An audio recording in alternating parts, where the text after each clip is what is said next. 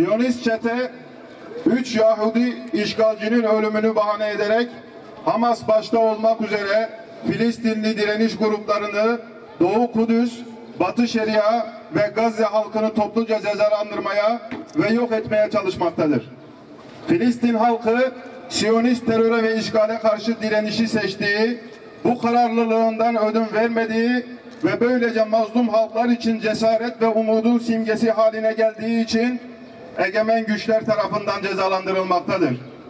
Yeryüzünün en büyük cezaevi haline getirilen bu mübarek beldenin izzetli halkı Siyonist teröre teslim olmadığı için tüm dünyanın gözü önünde yıllardır yokluğa, işkencelere ve katliamlara maruz kalmaktadır. İsrail, Orta Doğu'dan defol! Katil İsrail, Orta Doğu'dan defol! Katil İsrail, Orta Doğu'dan defol! Bundan öğrendikleri bu vahşeti yıllardır Müslümanlara uyguluyorlar. Çünkü biliyorlar ki bu çocuklar büyüdüğünde Allah'ın izniyle her biri Siyonistlerin karşısına yiğit bir Hamas savaşçısı olarak, bir Şeyh Yasin olarak, bir Rantisi olarak, bir Şikaki olarak çıkacaktır.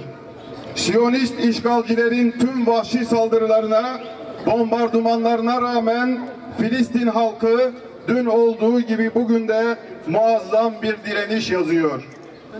Bu izzetli duruş karşısında daha da kuduran Siyonist kafirler bombalarla, katliamlarla vahşi bir soykırım peşindeler.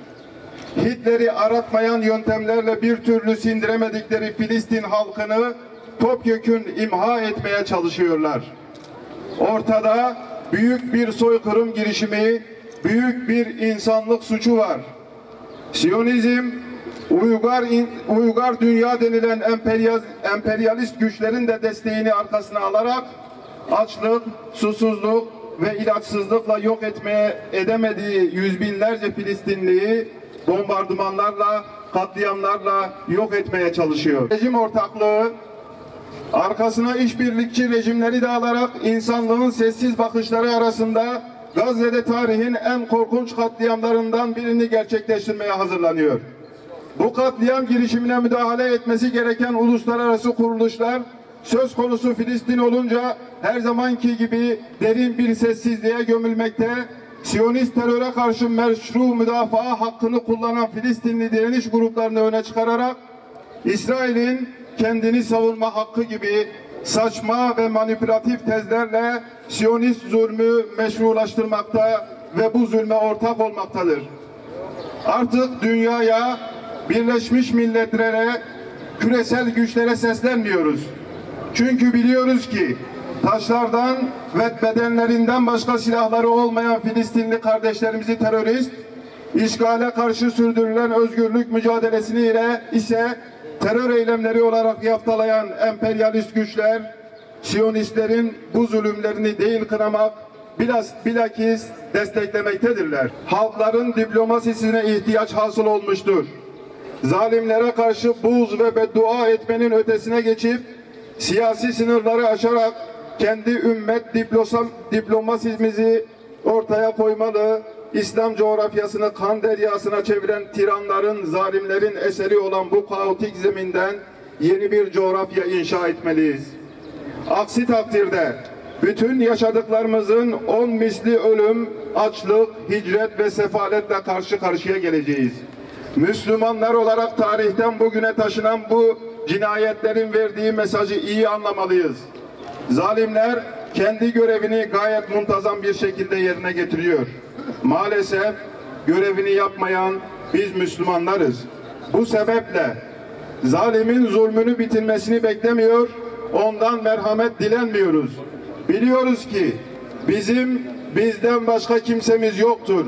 Ve yine biliyoruz ki bu vahşet ancak Müslümanların yek vücut halinde karşı duruşuyla bitirilebilir.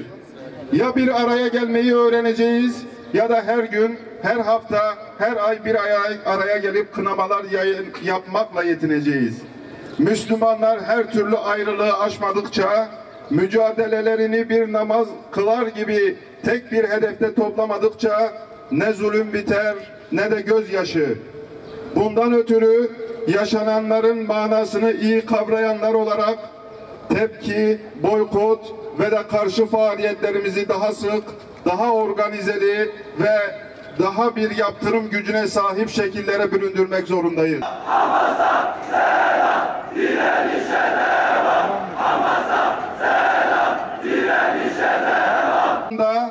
Doğu Türkistan'da, Orta Afrika'da İslam'ı yaşamaya çalıştıkları için katliamlara uğrayan kardeşlerimizi koru. Amin. Kafirler topluluğuna karşı kardeşlerimize nusretini yolla. Amin. Rabbimiz bizi ahitlerine sadık olan kullarından eyle. Amin. Allahu Ekber.